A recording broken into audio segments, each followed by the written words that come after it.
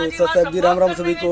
जितने भी हमारे दर्शक हैं, आइए आज एक वीडियो में दिखाने की कोशिश कर रहे हैं कि एक जो है आज फिर एक नया पाखंडी सामने आया है और इनका नाम है श्रीवांश त्रिवेदी। देखिए इनकी मोतियाबिंद का इलाज हमारे भगत भाई किस तरीक़ा से करते, देखिए किस तरीक़ा से बौखला रहा है और चिल्ला रहा है। देखिए हमारे भगत भाई क्या बताते हैं इनको और दिखाते हैं रूबरू ज्ञान। तो इन पाखंडी देव श्रीवांश त्रिवेदी मेरे पीछे दिखाई दे रही है। देखिए मेरे पीछे जो पुस्तक लेकर खड़ा है चिल्लाते हुए दिख रहे हैं।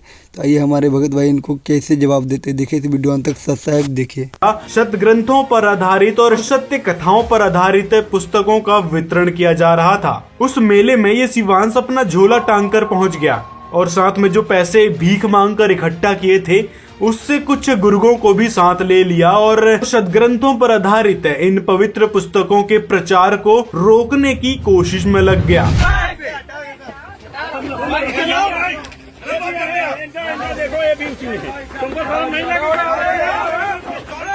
और वो भी झूठ बोल बोल कर।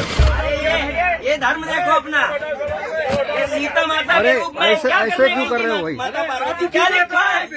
आइए इनकी एक एक बातों को डिबंक करते हैं। जो श्रीवांश ने झूठे इल्जाम लगाए थे उसकी रियलिटी जानते हैं। भाई साहब, संत रामपाल जी ने केवल सच्ची बातें उन किताबों में लिखी है। कभी भी संत रामपाल जी ने किसी भी देवी देवता का अपमान नहीं किया है, बल्कि शास्त्रों में जो बातें लिखी हैं, जो सच्चाई लिखी है, जो सत्य कथाएं हैं, उन्हीं को उन किताबों में लिखा है और जनता के समक्ष प्रस्तुत किया है।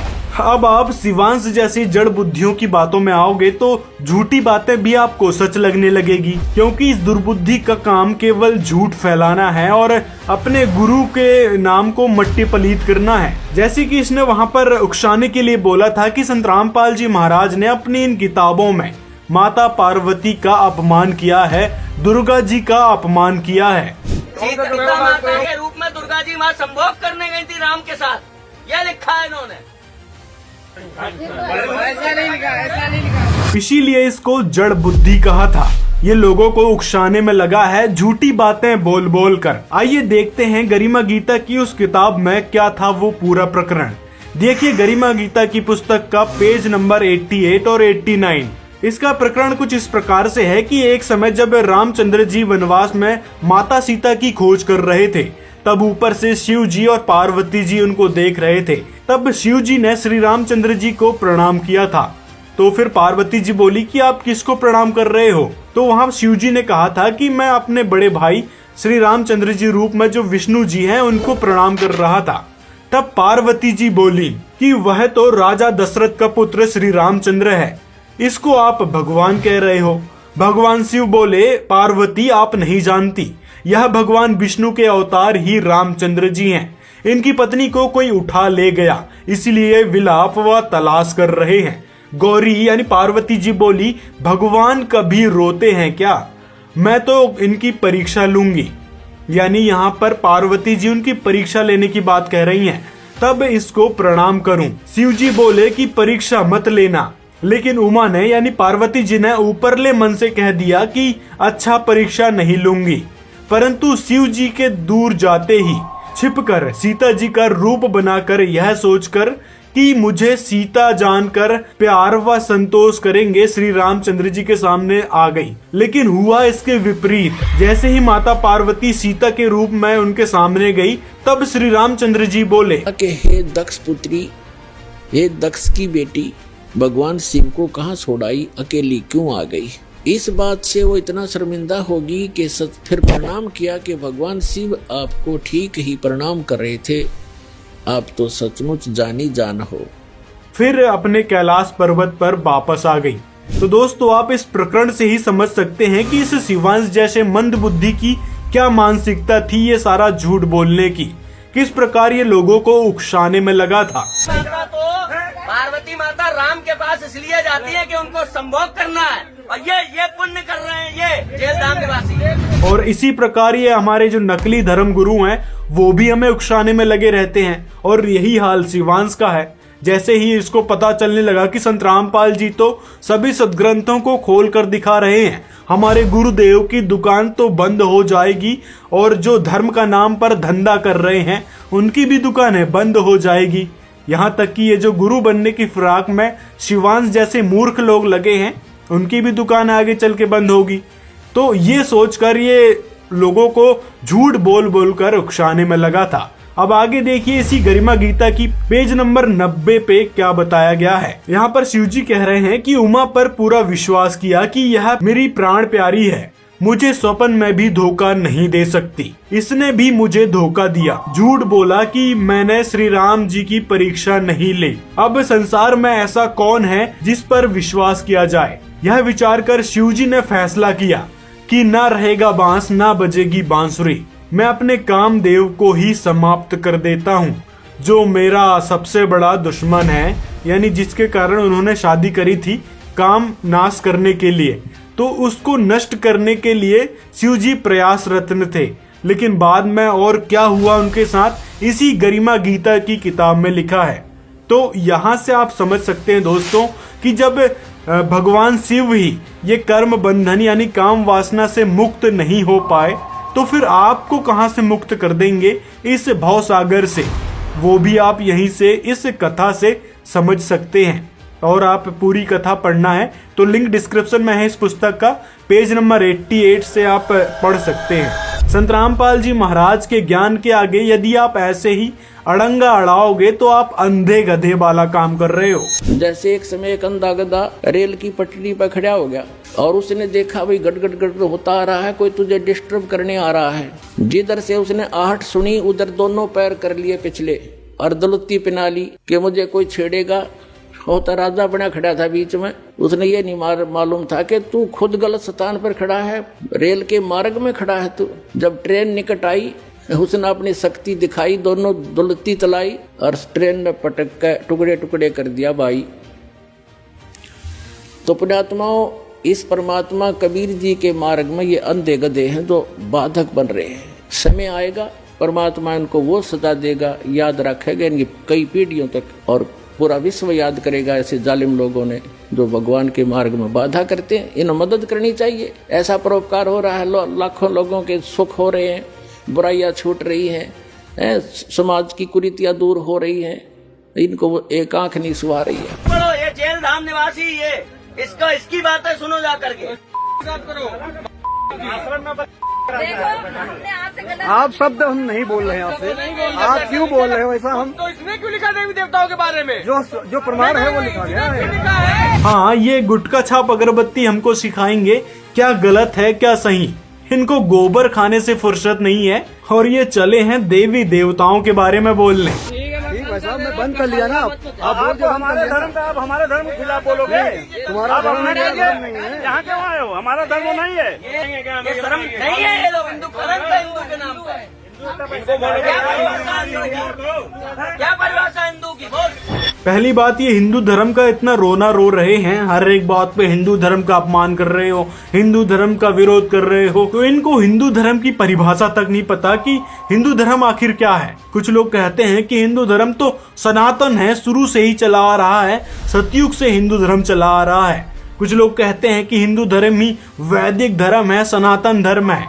अब जानते हैं कि हिंदू धर्म की स्थापना आखिर हुई कैसे थी। तो पवित्र हिंदू धर्म का जो प्रचार कहाँ से प्रारंभ हुआ? आदरणीय आदि शंकराचार्य जी से हुआ। ये आदि शंकराचार्य कौन थे?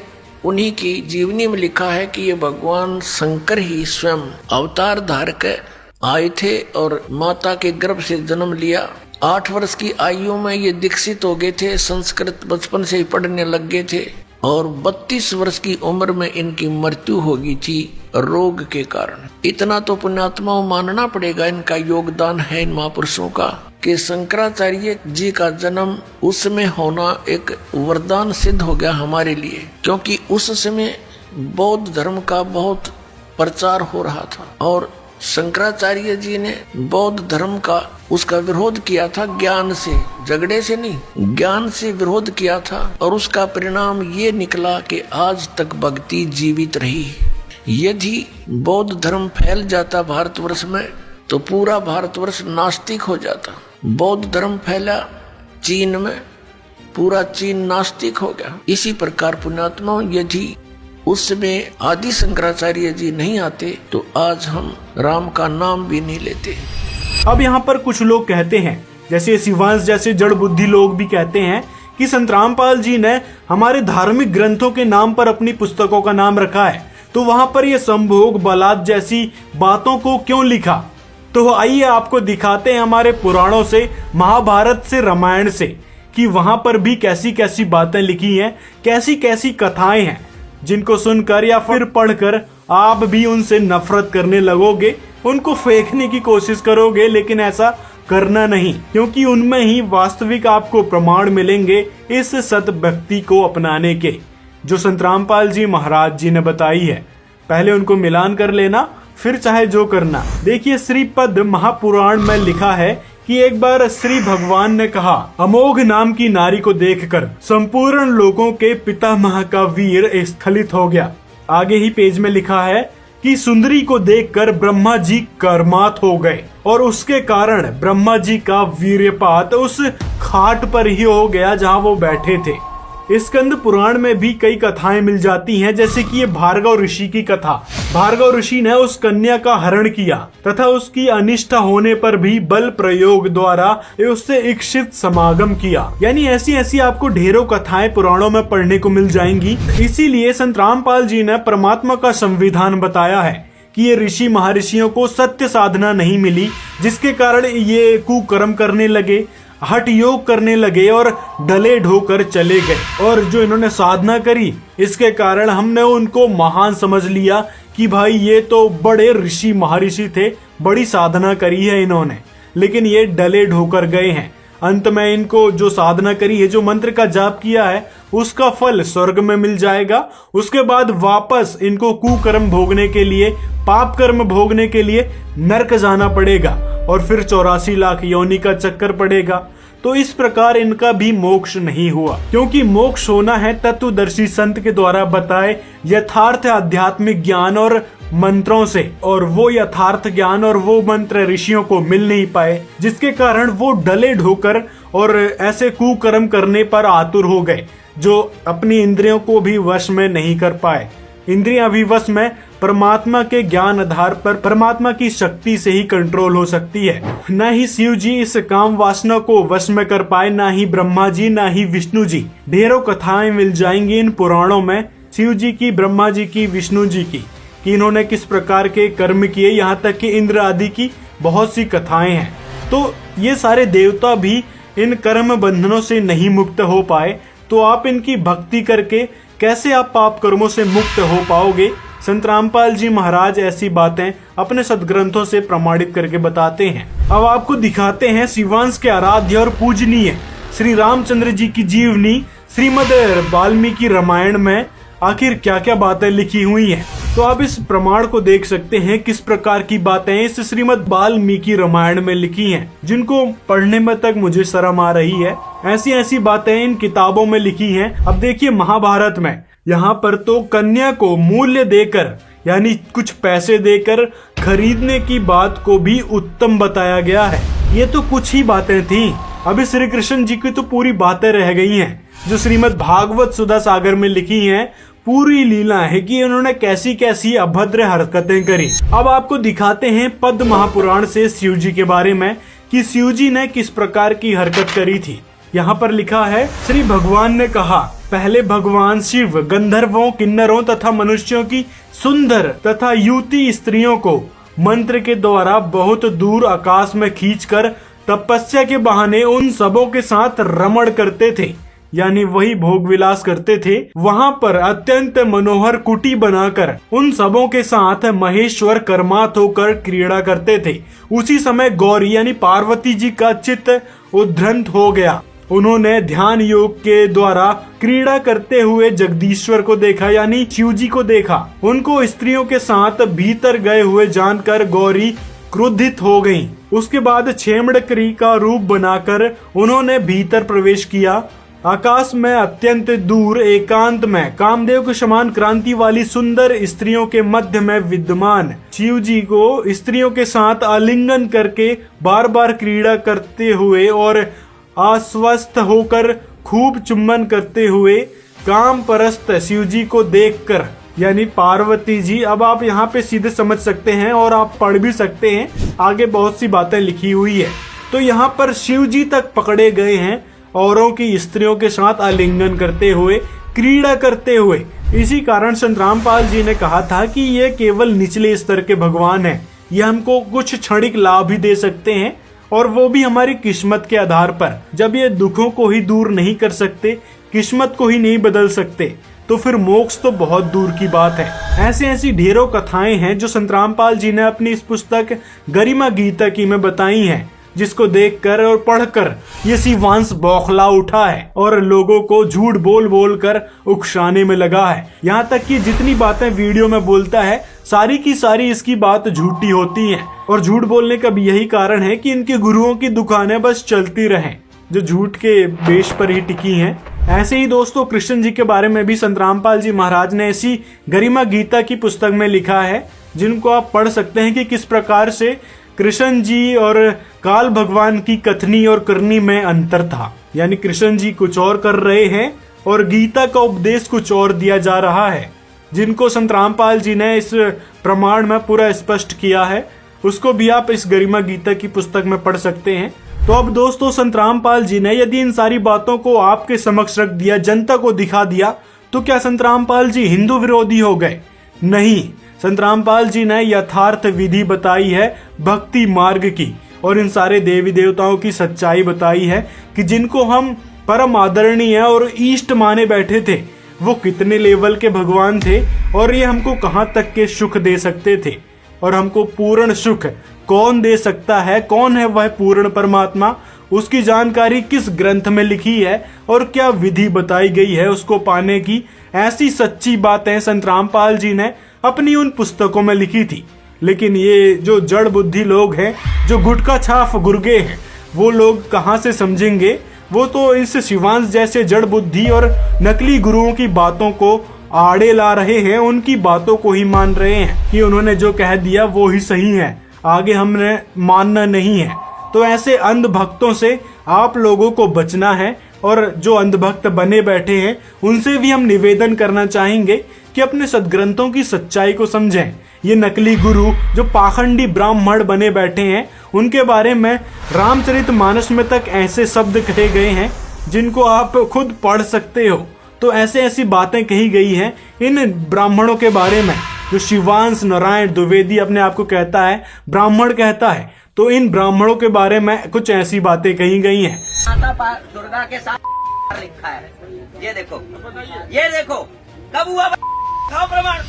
हाँ, कुछ ही दिनों में देख लो इसकी पागल कुत्ते जैसी हालत हो गई है। अगर आपको कोई गाली दे, सड़क पर खड़ा होकर और इन शब्दों का प्रयोग करे, क्या आपका पुत्र खड़ा होकर मुक्त दर्शक बना रहेगा? मुझे इस बात का जवाब दीजिए। अरे हर बार एक ही बात होती है, हर बार आप लोग स्टॉल लगा रहे थे, नहीं हनुमान जी कितने बड़े बड़ा नहीं है। हाँ, इस गुटका छाप अगरबत्ती को यही नहीं पता कि किस बात का विरोध कर रहा है, और चले हैं ये धर्म रक्षार्थ करने, हिंदू धर्म को बचाने। पहले नशे की लत से छुटकारा पाओ, संत रामपाल जी के सत्संग सुनो, उनकी शरण में आओ, उनकी पुस्तकें पढ़ो, तो पता चलेगा जो आप नशा कर रहे हैं उससे भगवान कितने रुष्ट होते हैं और शरीर में भी हानिकारक है, ये तो पता ही है। जब सच्चाई पता चलने के बाद भी ये गुर्गे मान नहीं रहे हैं, ये गुटकाबाज मान नहीं रहे हैं, तो कहां से मानेंगे ये सदग्रंथों की सच्चाई? ये तो बस रुकावट का ही काम कर सकते हैं, अंधे गधे का काम कर सकते हैं। तो पुण्यात्माओं, ये नीचता की हद कर रखी है इन लोगों ने। कोई बात नहीं, समय आने दो, दुनिया उनको बैड अकाउंट में लेगी। इनने इतिहास पूरा कर लिया, आने वाले समय में कंस और रावण को भूल जाएंगे। ये ऐसा जुल्म कर रहा है। हमारा किसी से विरोध नहीं है, हम ना किसी राजनीति को इच्छा रखते हैं किसी राजनीतिक व्यक्ति से, ना राजनीति में हमारा हिस्सा है। हम एक धार्मिक संस्था चला रहे हैं और पूरे विश्व में जाएगा, इसको कोई रोक नहीं सकता। जैसे इस मार्ग का कोई विरोध करेगा, भगवान का मार्ग है ये, इसमें कोई बाधक बनेगा वो अंधा गधा होगा, अंधा गधा।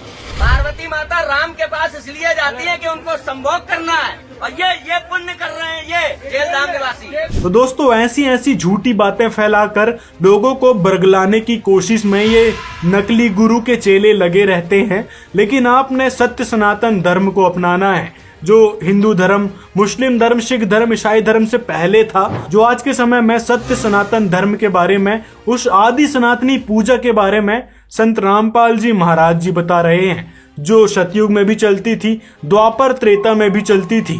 उस समय कोई भी राम भगवान को भगवान और कृष्ण जी को इष्ट रूप में नहीं पूछता था। उस समय उस पूर्ण परमात्मा की भक्ति की जाती थी, जिसके बारे में संत रामपाल जी ने डिटेल में इस वीडियो में बताई है सारी सच्चाई, जिसको आप देख सकते हैं। लिंक डिस्क्रिप्शन में मिल जाएगा। मर जाएंगे मगर ये नहीं बिकने देंगे, समझे? हाँ तो मर जाना, रोका किसने है? झूठ बोल बोल कर क्यों अपने गुरु की गरिमा गिरा रहे हो? समझ ABCD की नहीं है और चले हैं शास्त्रार्थ करने, डिस्कशन करने। अब दोस्तों, इस नशेड़ी शिवांश ने जो श्री रामचंद्र जी पर और जो पार्वती जी पर गलत इल्जाम लगाया था, तो शिव जी भी सोचते होंगे कि इस धूर्त को मैंने भक्ति करने के लिए भेजा था और ये मेरा ही नाम मट्टी पलीत करने में लगा है। यहाँ तक कि ये अपने गुरु शंकराचार्य का नाम भी मट्टी पलीत कर रहा है, झूठ बोल बोल कर। इसी प्रकार इसने रामचंद्र जी के बारे में झूठी बातें फैलाई है। तो दोस्तों, आपसे निवेदन है, ऐसे लोगों से बचें और इस यथार्थ भक्ति विधि को अपनाएं जो संत रामपाल जी महाराज द्वारा इन पुस्तकों के माध्यम से लोगों तक पहुंचाई जा रही है। मिलते हैं किसी और वीडियो में ऐसे ही प्रमाण को दिखाते हुए, क्योंकि संत रामपाल जी शास्त्र प्रमाणित भक्ति विधि बताते हैं और हर एक बात उनकी प्रमाणित होती है, कोई भी बात मन गढ़ंत नहीं करते। और हमारा वीडियो बनाने का भी उद्देश्य है कि आपको सच्चाई पता चले कि इन लोगों ने किस प्रकार से आपको भ्रमित कर रखा है, इनके गुरुओं ने किस प्रकार से आपको भ्रमित कर रखा है। अब हिंदू भाइयों, आपसे निवेदन है, इस वीडियो को ज्यादा से ज्यादा लोगों तक शेयर करें। जो लोग हिंदू धर्म के नाम पर अपने भगवानों का ही अपमान करने में तुले हैं, ऐसे लोगों को क्या कहना चाहेंगे आप? कमेंट में हमें जरूर बताएं और इस वीडियो को ज्यादा से ज्यादा शेयर भी कर दें। हमारे इस चैनल को सब्सक्राइब